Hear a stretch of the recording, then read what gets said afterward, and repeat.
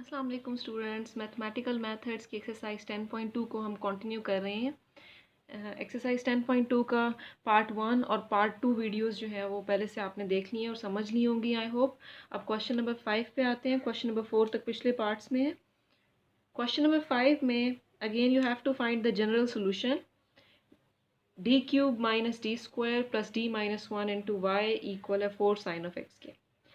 इन questions को solve करने के लिए आपने एक कॉम्प्लीमेंट्री सोल्यूशन फाइंड करना है और पर्टिकुलर सोल्यूशन फाइंड करके दोनों को ऐड अप करना है, तो जनरल सोल्यूशन मिल जाएगा। सबसे पहले हम कॉम्प्लीमेंट्री सोल्यूशन फाइंड आउट करने के लिए इसकी होमोजीनियस इक्वेशन लिखेंगे और राइट साइड पे 0 आ जाएगा।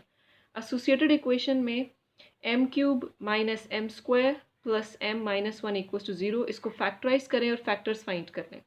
जैसे ही आप फैक्टर्स फाइंड कर लेंगे यहाँ से हम कॉम्प्लीमेंट्री सोल्यूशन लिख सकते हैं C1 e raise to power x, क्योंकि ये डिफरेंट रूट है। जब आपके पास इमेजनरी रूट्स होते हैं, इमेजनरी रूट्स के लिए फॉर एग्जांपल अगर आपके पास m इक्वल है m equals to a plus minus iota b, तो हम इसको कैसे लिखते हैं? हम लिखते हैं इसका कॉम्प्लीमेंट्री सोल्यूशन बनता है e raise to power ax, real part जो है वो e के एक्सपोनेंट में आएगा, c2 cos bx plus c3 sin bx। ये आपने 10.1 समझनी है। 10.1 में यही चीज़ बहुत डिटेल में समझाई गई है। इसी तरह अगर देखा जाए यहाँ पे आपके पास क्या है, यहाँ पे रूट से आपके पास plus minus iota, 0 plus minus iota, तो e raise to power 0x, c2 cos 1x क्योंकि आयोटा का imaginary part is 1, plus c3 sin 1x। Particular solution find करने के लिए ये जो आपके पास नॉन होमोजीनियस डिफरेंशियल इक्वेशन दी हुई है, इसमें y को लेफ्ट साइड पे रखें और बाकी पूरी ब्रैकेट जो है राइट साइड पे जाके डिवाइड कर दें। फैक्टराइज करें। फैक्टराइज करने के बाद साइन ऑफ x और जब कोसाइन ऑफ x के आपके पास क्वेश्चंस आएंगे, और साइन और कोसाइन का मैंने 10.2 की वीडियो पार्ट 1 में डिटेल में बताया हुआ है कि साइन x और कोसाइन x के लिए आपने क्या करना है। x का जो कोफिशिएंट होता है उसका नेगेटिव स्क्वायर वो हम डी स्क्वायर से रिप्लेस करते हैं, लेकिन सिर्फ उसी केस में रिप्लेस करते हैं अगर ये 0 ना बन रहा हो। अगर हम यहाँ रिप्लेस करें तो ये 0 बन जाता है, तो इसका मतलब है यहाँ रिप्लेस नहीं कर सकते। एक और मेथड है इसको सॉल्व करने का कि आपको ये पता है e raise to pi iota X cos X plus iota sine X होता है। तो ये जो साइन एक्स है, this sine X is the imaginary part of e iota X, ये इसका इमेजिनरी पार्ट है। तो हम साइन एक्स की जगह लिख सकते हैं imaginary part of e iota x, ताकि वो सिंप्लीफाई हो सके। डी स्क्वायर प्लस 1 को फैक्टराइज कर लिया, इमेजिनरी फैक्टराइजेशन होती है इसकी। अब e raise to power iota X exponential में क्या कर सकते हैं हम कि ये जो x का कोफिशिएंट होता है इसको हम d से रिप्लेस करते हैं जहाँ नॉन ज़ीरो। तो कहाँ कहाँ रिप्लेस हो रहा है? सिर्फ आपके पास यहाँ रिप्लेस हो रहा है और एक यहाँ रिप्लेस हो रहा है, तो दोनों जगहों पे हमने रिप्लेस करके इसको सिंप्लीफाई कर लिया। सिंप्लीफाई करने के बाद अब जो आपके पास एक्सप्रेशन बचा, इक्वेशन बची दिस वन। अब यहाँ पे 1 over iota into iota minus 1, इसमें कोई डी नहीं है तो इसको साइड पे रखें।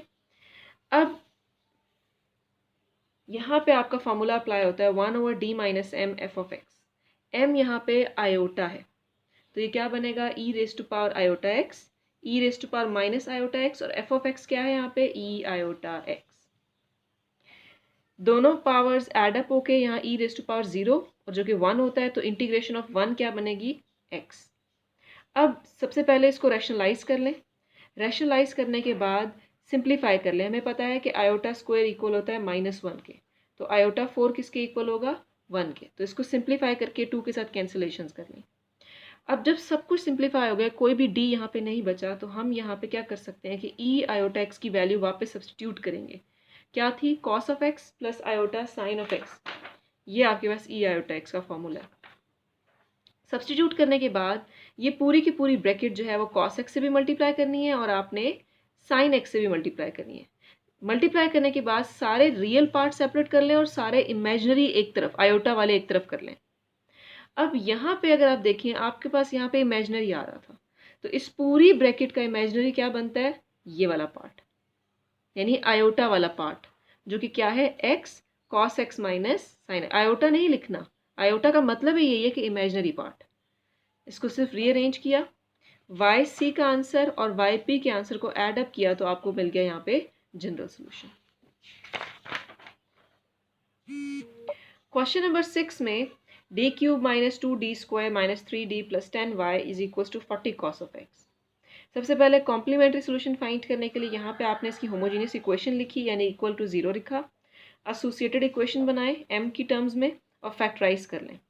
फैक्टराइज करने के बाद पहला फैक्टर जो बनता है वो c1e माइनस 2x, ये इमेजनरी है तो e raise to power real part x, c2 cos imaginary part यहाँ पे 1 है तो cos 1x plus c3 sin 1x।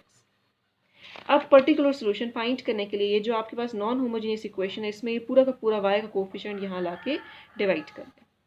Divide करने के बाद अब हम क्या करेंगे, आपको 10.2 की जो वीडियो पार्ट 1 है उसमें क्लियरली बताया गया कि ट्रिग्नोमेट्रिक के लिए क्या करना है।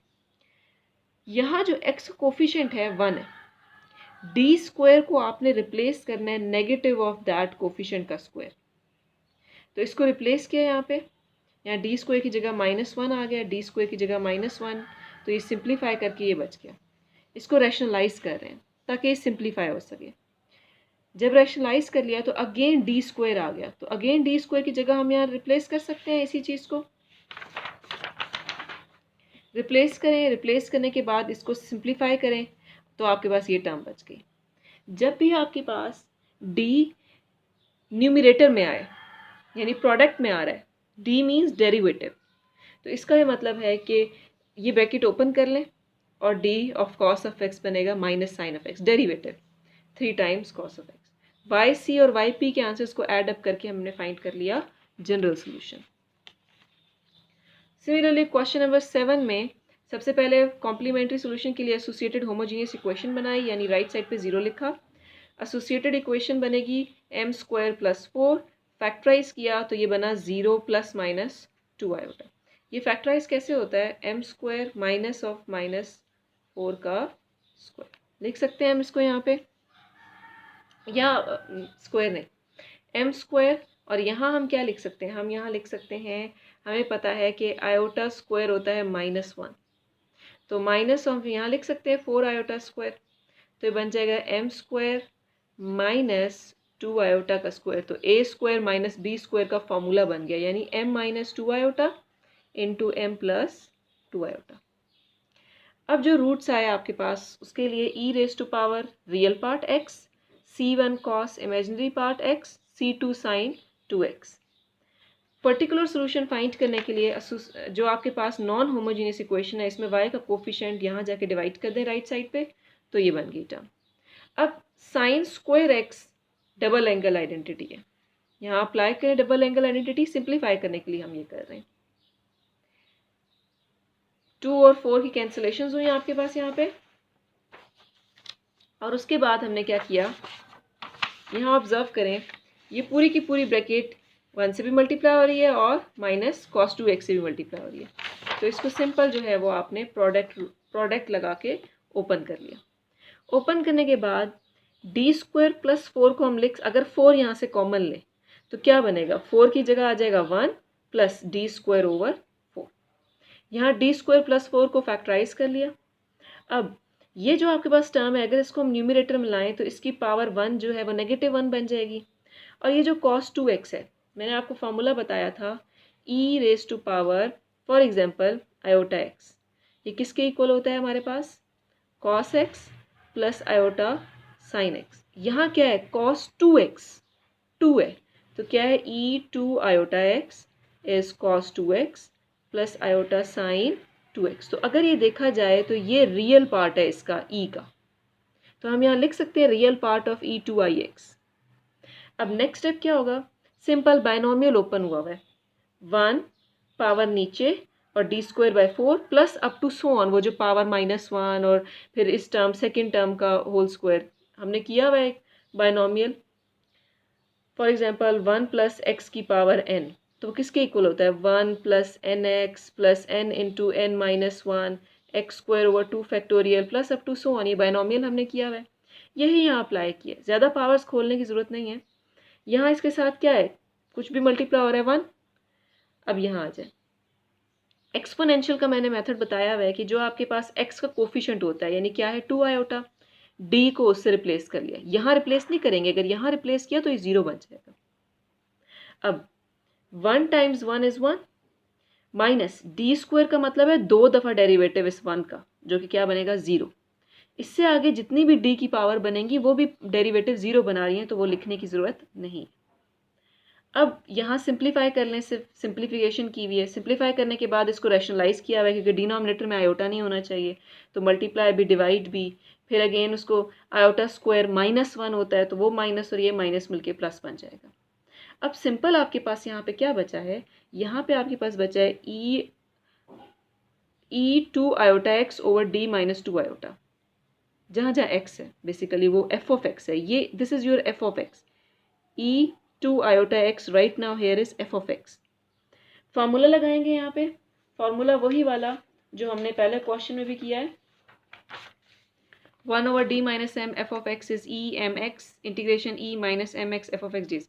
m यहाँ पे क्या है 2 आयोटा, रिप्लेस किया, सिंप्लीफाई किया, इंटीग्रेशन की, ये पूरा का पूरा e रेज टू पावर 0 1 बनेगा, तो 1 की इंटीग्रेशन हमारे पास आएगी x। अब इसकी वैल्यू वापस सब्स्टिट्यूट बैक करें, सब्स्टिट्यूट की, आयोटा x को इससे भी मल्टीप्लाई करें और इससे भी मल्टीप्लाई करें, तो हमारे पास ये बच जाएगा आयोटा और आयोटा स्क्वायर बन के -1 बनेगा। तो रियल पार्ट इन दोनों का क्या है, ये रियल पार्ट है, ये इमेजिनरी है, तो सिर्फ रियल पार्ट पिक करना है आर हटा के।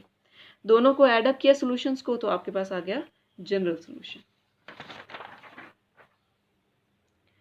अब आ जाए क्वेश्चन नंबर 8 पे। क्वेश्चन नंबर 8 में हम फैक्टराइज करेंगे। सबसे पहले एसोसिएटेड इक्वेशन बना के find Y C, associated equation बनाई, फैक्टराइज किया, 0 + माइनस आयोटा। 3 फैक्टर्स बनते हैं यहाँ पे, क्योंकि हाईएस्ट पावर 3 है। c1 e raised to power 0x plus e real part x, c2 cos imaginary part is 1 cos 1x plus c3 sin 1x। yp के लिए नॉन होमोजेनियस इक्वेशन में y का कोफिशिएंट यहाँ जाके डिवाइड कर लेंगे simple, और पहले इसको इस टर्म से मल्टीप्लाई किया और 2 आपके पास यहाँ फ्रैक्शंस बन गई। टी स्क्वायर प्लस 1 की पावर 1 है, ऊपर आके -1 हो गया, तो अगेन यहाँ बायनोमियल वही 1 + x raise to power n वाला जो बायनोमियल खुलता है, 1 + nx + n × n - 1 x square over 2 factorial and up to so on, वही यहाँ पे खोल लिया। यहाँ आ जाए, साइन x जो होता है वो इमेजिनरी पार्ट होता है। ये पिछले सारे क्वेश्चंस में आपको बताती आ रही हूँ, क्वेश्चन नंबर 7 में भी बताया है और क्वेश्चन नंबर 5, 6 सब में बताया मैंने। अब यहाँ पे क्या करेंगे, हम फैक्टराइज किया d स्क्वायर प्लस 1 को, हमने यहाँ पे 1 × x square is x square, d square का मतलब है कि इसका 2 दफ़ा डेरिवेटिव, फिर e raise to power iota x, x का कोफिशिएंट आयोटा है, तो हम d को रिप्लेस करेंगे किससे, आयोटा से। इसको रिप्लेस नहीं करेंगे, ये 0 बन सकता है, इसलिए इसको रिप्लेस नहीं कर रहे। रिप्लेस करने के बाद सिंप्लीफाई किए टर्म्स को, सिंपल आयोटाज आपस में मल्टीप्लाई हो गए, एड अप हो के कैंसिलेशंस हुई, सारा कुछ सिंप्लीफिकेशन होने के बाद हमारे पास जो बचा Y P, that is this one. अब सिंपल एक ही डी आए। अब इस पे फार्मूला लगाएं, फार्मूला वही जो आपको मैंने बताया हुआ है, ये वाला फार्मूला पिछले सारे क्वेश्चन से मैंने आपको एक्सप्लेन किया है। फार्मूला लगा के इसको एक्सपेंड करें, सिंप्लीफाई करें, तो आपके पास यहाँ पे ये आ गया, इंटीग्रेट हो गया। अब ई आयोटा एक्स की वैल्यू वापस पुट करें और देखिए इसमें इमेजिनरी पार्ट कौन सा है, imaginary part is this sine x, तो एक्स साइन एक्स यहाँ आ जाएगा। वाई सी और वाई पी को एडअप करके यहाँ फाइंड कर लें जनरल सोल्यूशन। क्वेश्चन नंबर 9 में सबसे पहले एसोसिएटेड होमोजेनियस इक्वेशन बनाएं, 0 लिख के एसोसिएटेड इक्वेशन लेके फैक्टराइज करें। फैक्टराइज करने के बाद हम क्या करेंगे कि अब ये एम स्क्वायर का मतलब है कि एम स्क्वायर इक्वल है 0 के, यानी एम भी 0 है और एक और एम भी 0 है, 2 रूट्स हैं 0 0। तो 2 रिपीटेड रूट्स जब होते हैं तो उसको लिखते हैं c1 + c2x, 3 होते हैं तो c3x² भी आता। अब 0 ± आयोटा को लिखेंगे हम जैसे e raise to power 0x और c3 cos x + c4 sin x। yp find करने के लिए हम यहाँ पे सिंपल y का कोफिशिएंट यहाँ जाके डिवाइड कर देंगे। डिवाइड करने के बाद यहाँ पे फैक्टराइज भी कर लेंगे। फैक्टराइज करके अब हम क्या करेंगे कि आपके पास एक ब्रैकेट है, ब्रैकेट में 3 टर्म्स ऐड अप हो रही हैं, तो इस फ्रैक्शन को तीनों टर्म्स के पास हम सेपरेट कर लेंगे। अब एक ही लाइन में ये सारा करना मुश्किल है, पूरा भी नहीं आएगा तो मैंने इसको इक्वेशन 1 का नाम दे के ये सेपरेट फाइंड किए। सेपरेट फाइंड करने के बाद इनकी वैल्यूज़ को यहाँ पुट कर लूँ और सेपरेटली ये जो फाइंड किए गए ये सारे क्वेश्चन नंबर 5, 6 और 7 में बार बार ये मेथड बताएं।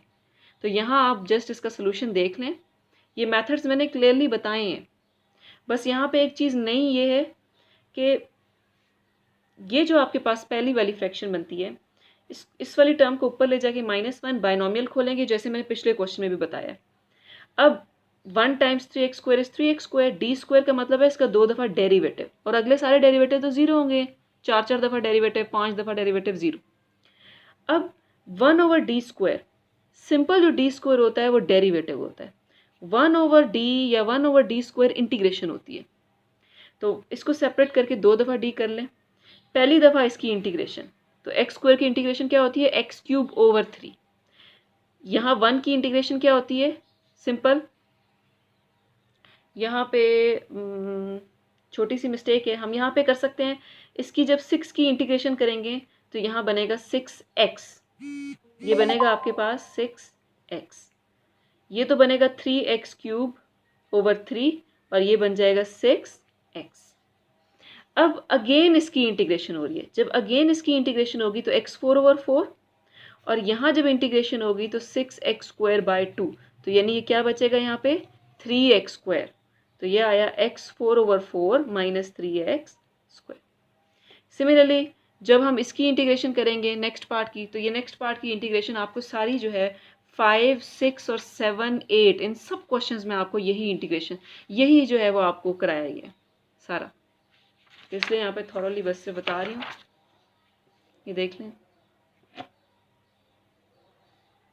ये सारा मेथड जो है ये आपको, और cos x का मैंने डायरेक्ट लिख लिया, ये आपने खुद से सॉल्व करके देखना है। ये सारा आपको क्वेश्चन नंबर 5, 6, 7, 8 इन सब में ये क्लियरली बताए गए हैं। अब इन सारी वैल्यूज़ को yp, यहाँ पे हमारे पास वैल्यू बनी थी 3x², ठीक है, -3x², यहाँ पे आपके पास -3x² है। yc और yp की वैल्यूज़ को एडअप करें तो ये हमारे पास आ जाएगा जनरल सोल्यूशन। आई होप आपको यहाँ तक क्वेश्चन समझ आ गए हैं। नेक्स्ट वीडियो के लिए आपको सब्सक्राइब करना है और इस चैनल को शेयर करना है, so that we can have more and more subscribers और बहुत सारे और स्टूडेंट्स की भी हेल्प हो सके। Thank you.